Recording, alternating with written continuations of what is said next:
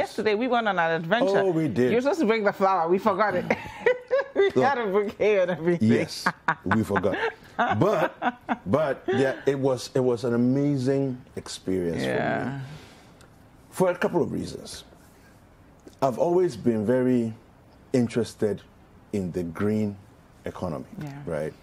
And I've always been really upset by the way in Ghana we have very little regard for greening our spaces, okay?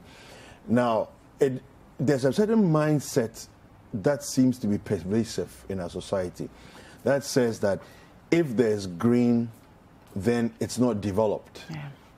If it's green, get rid of the green, put concrete there. Yes, then we are now in the city. It's such a sick mindset, but it's real. And then we went to Parks and Gardens, and such a beautiful place, beautiful place, and so much potential to become, an amazing. I think that we need to turn Parks and Gardens into a public space where people can actually just come and relax in the middle of their day. And we should have places like that dotted around the city of Accra. Look, it'll be beautiful to have something like that down here in Arabaka, and it's a garden, a park. People could just walk in for 45 minutes to an hour during your lunch break, and then you go back to work. It does wonders for your mental and emotional health, especially now they're talking about coronavirus, people being stressed out. I wouldn't mind on Saturdays, Sundays, just going there to play with the soil, plant, get close to the earth. It just has a way of... It's very therapeutic. Exactly. It's very therapeutic. And we have it right there, and we're not taking advantage of it. It's so sad. And I would call onto our viewers, if you've never been to Parks and Gardens, just go there, see what it's like. It's beautiful. And I think the entire country, we have to come together to say we need to get Parks and Gardens to where it should be. We should all go there, buy a plant, just enjoy nature. You can just put some cloth on the floor, do a little picnic with your family members and your friends. I was sad that they don't open on weekends. Because there's so much potential for weekends. And remember that when we were there, almost nobody else came there. No. It's like nobody even... I don't know. Is it because people don't know that it's open to the public, or people don't really care? But I think we need to do something about that.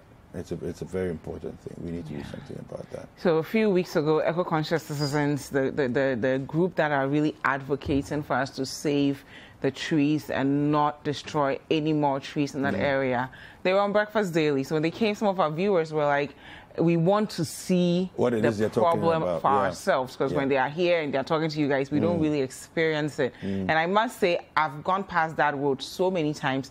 I've never actually gone inside. Me neither. Yesterday was my first time. Yeah, me neither. I mean, I don't know how many years I've been driving along that road. And for those of you who are wondering which road we're talking about, it's nicknamed Switchback Road. Okay, it's the road that goes from Christ the King all the way to Cantonment's post office. All right, that stretch of road. It's right there over on your left if you're coming from Christ the King. If you're coming from Cantonment's post office, it's over on your right, And just opposite the DVLA, the new DVLA place. That's exactly where Parks and Gardens is, And it's almost obscure. So you can't even tell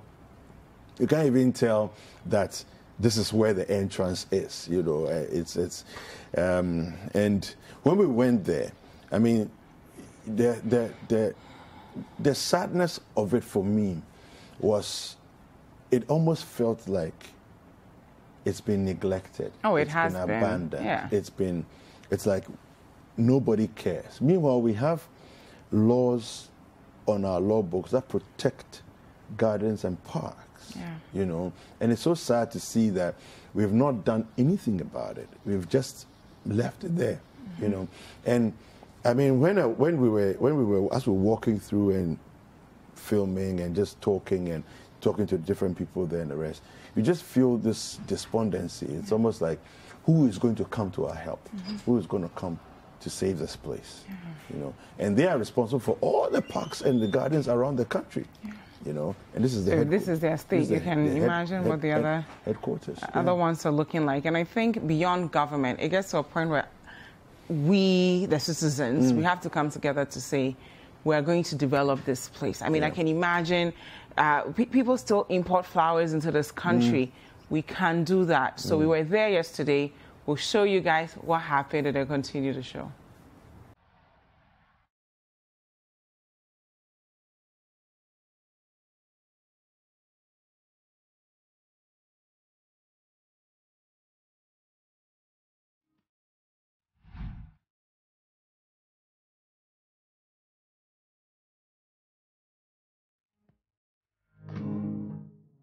A few weeks ago, we hosted eco-conscious citizens on Breakfast Daily, and they talked to us about the state of parks and gardens. Today, we are here to experience it for ourselves. The problem is that we have this beautiful place, parks and gardens. We can see what it is, and we can see what it could be if it was given the right funding it deserves. This is a beautiful place that we can come to, commune with nature. You can see the beautiful trees. You can see further down that there are nurseries, trees can be planted. Children can come here, learn about plants and our relationship with plants. We know that trees give us the vital oxygen we need, and then we give them the carbon dioxide they need. And there's a saying that when the last tree dies, the last man dies. So we want people to appreciate the beauty of nature. And I keep on saying that there's a reason why God put us in the Garden of Eden and not the Garden of Concrete. Yes. But it's COVID times. People are talking about distressing, how to cope. And we have all this beautiful stuff right in the heart of Accra. Why aren't we making good use of this? Sadly, we don't value what we do have. You made a very good point. To fight COVID, we need to, what shall I say, boost our immunity.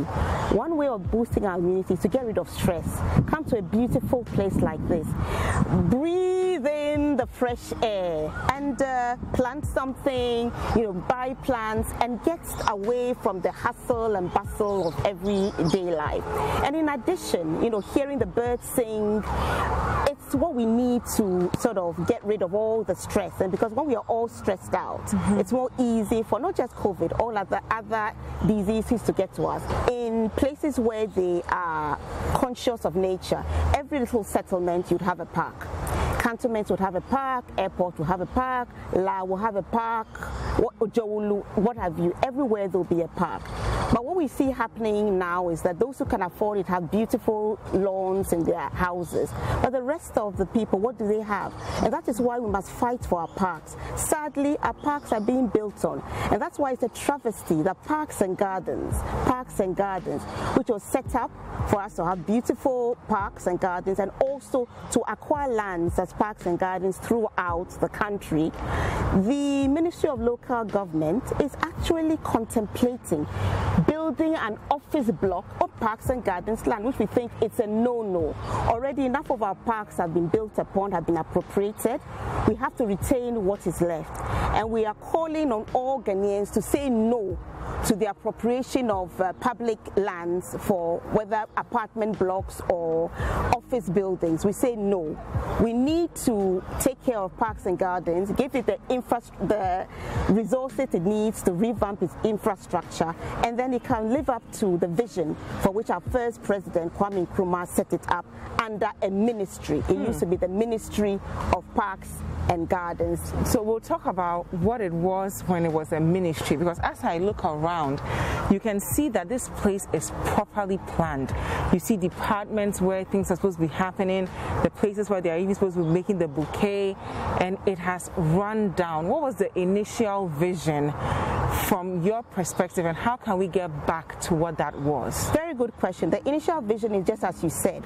You yourself have seen how well thought out it was. President Nkrumah was ahead of his time. He really thought out things. This is where the nursery will be. This is where we'll make bouquets. This is where we'll be repairing the tools, and so on and so forth. After the coup and some years later, the Ministry of Parks and Gardens was downgraded to a department, and it's been under different ministries.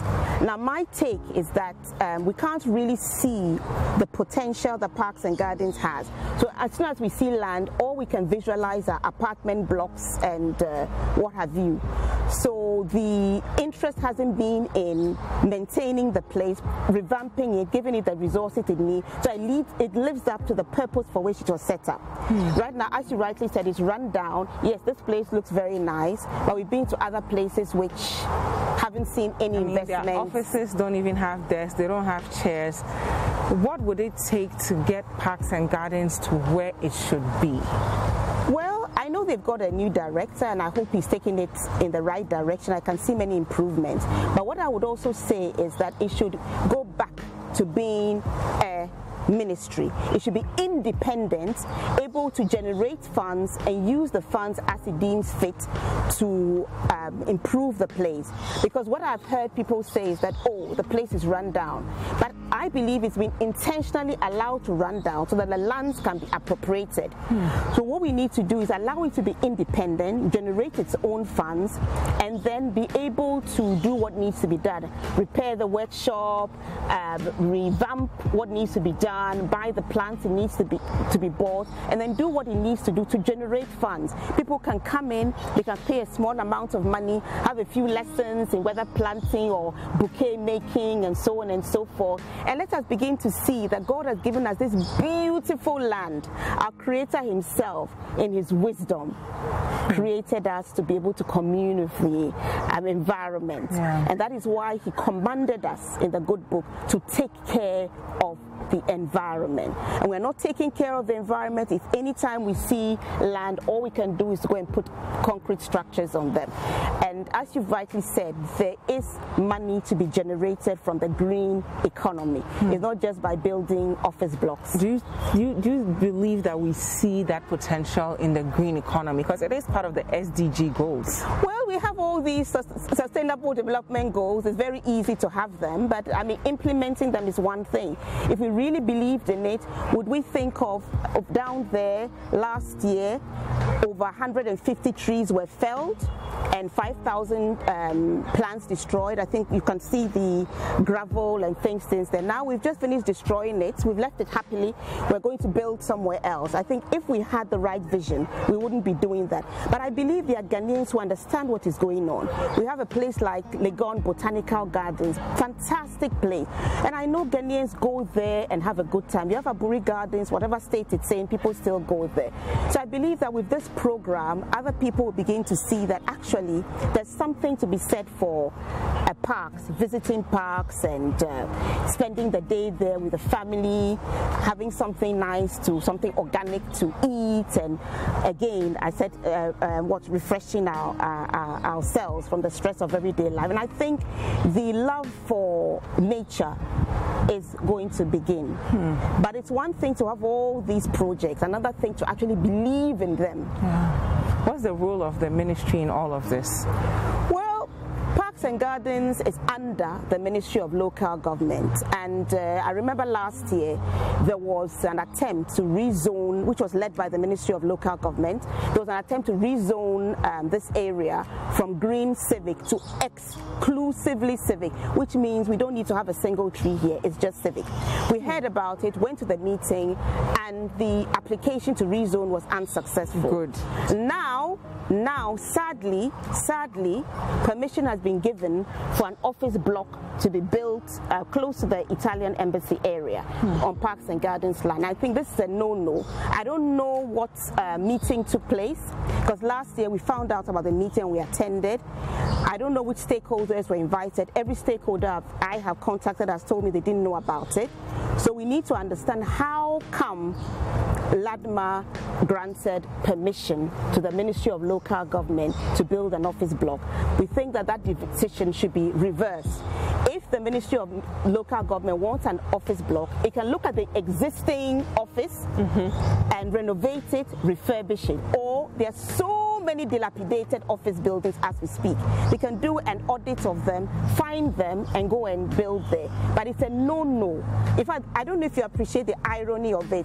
If Parks and Gardens was set up to actually acquire lands as public parks, the little we have, we're actually going to build on it. I mean, I can't get my head around it.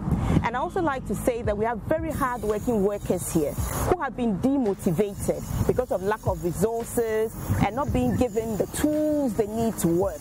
They need to be motivated, because with motivation we all give of our best. So I believe that with the new leadership here, if Parks and Gardens is made independent, the workers will be well motivated, and what we are seeing here will be just the start. So we couldn't even bring you everything, but you can see for yourself there what potential that place has, you know, and what potential we actually have to have many more parks and gardens in the country, where people, ordinary citizens like you and I, can enjoy. It's part of, you know, and there are cities I know, I mean, I've been to other places in Africa where you cannot even cut down a tree without the permission, express permission, written permission of the city council. It's not possible. But in Ghana, we just rampantly do that. Anyway, so I saw the motto of the Department of Parks and Gardens, and this is what it says. I'll read it quickly. Help increase the awareness of to the general public, the tourism that says, no place is complete without trees. A house without trees is charmless. A park without trees is purposeless. A country without trees is hopeless. What should I do? Plant a tree today. Yeah. And I think on that note, I want to call on all of us to make our way to Parks and Gardens and at least plant one tree. If you can just do that this year, that I'm going to go to Parks and Gardens and plant one tree, we'll get the place back to where it needs to be. Hi there. We hope you enjoyed the show. Make sure to subscribe, like, comment, and share with your friends. This is Breakfast Daily on Citi TV. Join the Breakfast Daily team Monday through Fridays from 7:30 a.m. to 10. Join us for breakfast daily, only on Citi TV.